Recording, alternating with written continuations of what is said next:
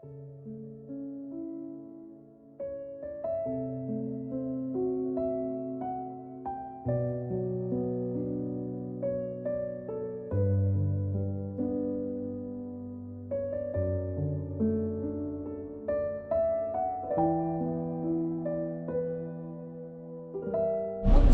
사망했습니다.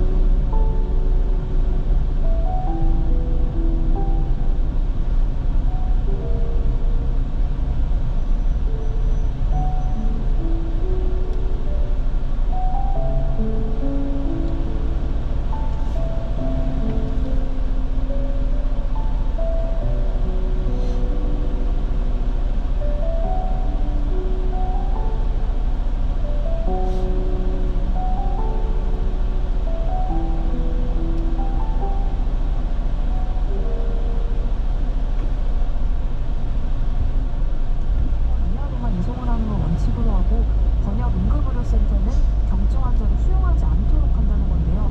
다만 경증 환자가 반발을 할 수 있잖아요. 그래서 당정은 국민들의 협조가 필요하다 이렇게 계속 강조를 했습니다. 또 환자 이송을 위해서 구급차가 출발하는 단계부터 병원의 상황을 확인할 수 있도록 체계를 구축한다는 건데요. 이거를 보고서 지원한 경우에는 병원에서 무조건 수용할 수 있도록 한다는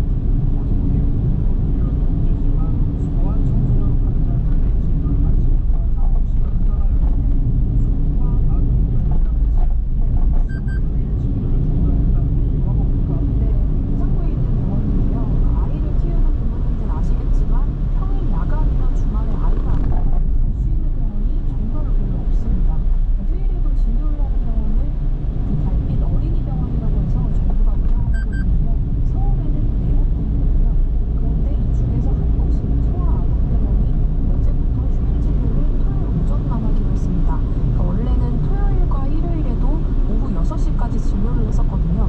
이렇게 되면서 달빛어린이 병원이 세 곳으로 줄어들게 된 겁니다. 제가 이거 단독 보도를 했던 내용인데 이 병원 취재를 해보니까 지난달에 소아병원 소아과 의사 한 명이 그만두게 된 겁니다. 그런데 이 병원은 소아 환자 부모들이 오픈런이라고 하죠. 그 진료 시작 전부터 새벽부터 그 대기줄을 서서 휴일 진료를 볼 정도로 환자가 몰리는 곳이거든요. 그런데 의사 한 명이 그만둔 자리에 다른 사람을 채용을 하려고 했는데 의사 한 명이 구해지지 않아서 어쩔 수 없이 휴일 진료를 중단한다는 겁니다. 이건 그냥 병원 한 곳이 단순히 휴일 진료를 중단하는 것 아니냐 이렇게 생각하시는 분들도 계실 텐데 그렇지 않습니다. 소아아동병원은 개원한 지 77년 된 어린이 병원이거든요. 그래요? 네, 그런데 이런 곳조차 의사 한 명이 충원이 안 될 정도로 지금 소아청소년과 의사들이 굉장히 부족한 상태라는 겁니다. 그러니까 소아과 기피의 이유는 쉽게 말해서 돈이 안 된다는 건데요. 수가가 굉장히 낮은 데다가 어린 환자를 돌보려면 인력도 많이 필요하고요. 또 문제가 생겼을 때 의료 분쟁으로 번질 가능성도 크기 때문에 요즘 의사들이 소아과를 기피하고 있다는 겁니다. 실제로 전국 64개 수련병원 중에서 소아청소년과를 전공으로 선택한 인원은 5년 전만 해도 187명이었거든요. 그런데 올해 33명으로 줄었습니다. 그만큼 소아청소년과를 담당한 인력이 없다는 뜻인데요. 응급실 상황은 더 심각합니다. 이 소아 응급 환자 전담의가 있는 병원은 서울에는 3곳뿐이어서요. 소아 응급 환자는 전담 의사가 없다는 이유로 아예 안 받는 응급실이 많습니다. 그러니까 정부는 소아청소년과 수가 인상이나 지원 방안을 논의한다는 입장입니다. 이게 논의할 게 아니라 빨리빨리 해야죠. 네, 우선 의사 숫자를 좀 대폭 늘려야 되고 의사들이 기피하는 과는 수가를 대폭 올려주고 이렇게 하면 되는 거 아닙니까? 네, 그렇습니다. 자, 물가 상승률이 4개월 연속 하락하면서 이제 3%대 초반까지 떨어졌네요. 네, 통계청이 2일 발표한 5월 소비자 물가 그 동향을 보면요. 지난달 소비자 물가 지수는 작년 같은 달보다 3.3% 올랐습니다. 19개월 만에 상승률로 보면 가장 낮은 수치인데요. 물가 상승률 흐름을 보면 올해 1월 5.2%였거든요. 그런데 2월부터는 4.8%, 4.2%, 3.7%로 점점 둔화하고 있습니다. 그러니까 지난달에 석유류가 크게 떨어진 게 가장 큰 이유였는데 전체 물가 상승률에 석유가 차지하는 비율이 크다 보니까 더 큰 폭으로 상승률이 줄어든 겁니다. 예. 그 반면에 전기와 가스, 수도 가격은 23.2% 올랐는데요. 전기요금 인상과 맞물려서 전달에도 23.7%였는데 두 달 연속 20%대로 급등세가 이어지고 있습니다.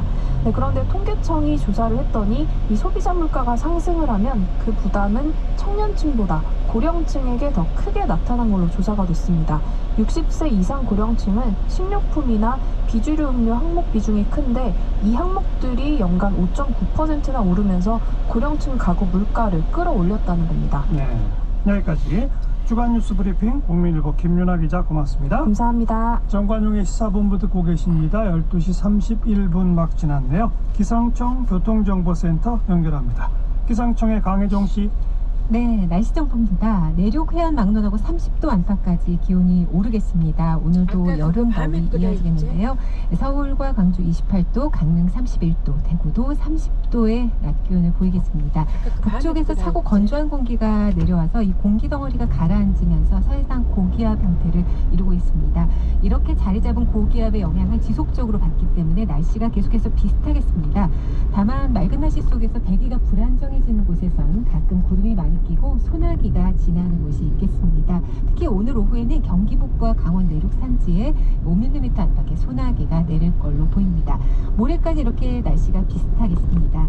다만 제주도 쪽은 흐린 가운데 내일부터 제주 먼바다의 물결이 조금 높아지는 등 그렇게 고르지 못한 날씨도 약간 보이겠습니다.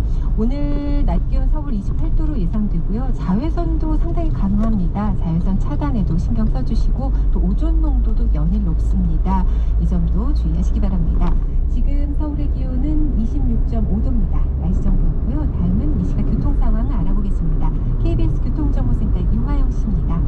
네, 오늘 고속도로는 어제보단 정체가 길진 않습니다. 서울 양양고속도로는 양방향 화도를 중심으로 10km씩 막히고요. 영동고속도로는 강릉 쪽으로 용인에서 양지터널까지 밀리고 강원권에서는 원주 부근에서 속도를 줄입니다. 경부고속도로 부산 방향 잠원에서 서초까지 막히고요. 충청권에서는 목천에서 천안휴게소까지만 밀립니다. 더 가서 옥산 부근에서 속도 떨어지고요. 서해안고속도로는 양방향 서해대교 주변에서 정체가 깁니다. 논산 천안고속도로 천안 쪽으론 정안휴게소에서 정안나들목까지 막히고요. 반대 논산 쪽으론 남풍새 나들목에서 차량터널까지 밀리고 정안휴게소에서 주춤합니다. KBS 교통정보센터였습니다.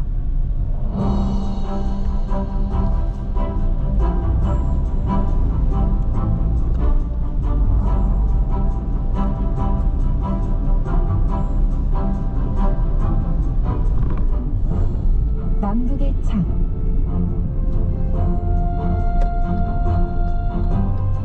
통일연구원의 조한범 선임연구위원입니다. 안녕하세요.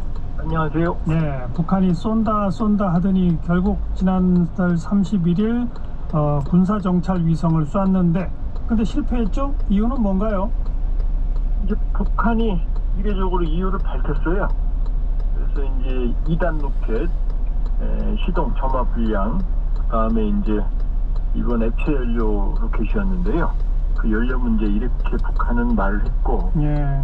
또 우리 국정원은 이제 경로 변경. 할 때 이렇게 발사대가 높이 이렇게 보이는데 그걸 겐트리 타워라고 그러거든요. 예. 근데 그것도 없이 쐈습니다. 그러면 이제 그 겐트리 타워가 없으면 위성을 세워놓고 각종 상태를 점검을 하기가 어렵거든요. 네. 보면은 상당히 조급하게 준비가 덜 된 상태에서 발사를 했기 때문에 일단은 총체적인 좀 부실 원인이 아주 복합적이다 이렇게 볼 수 있어요.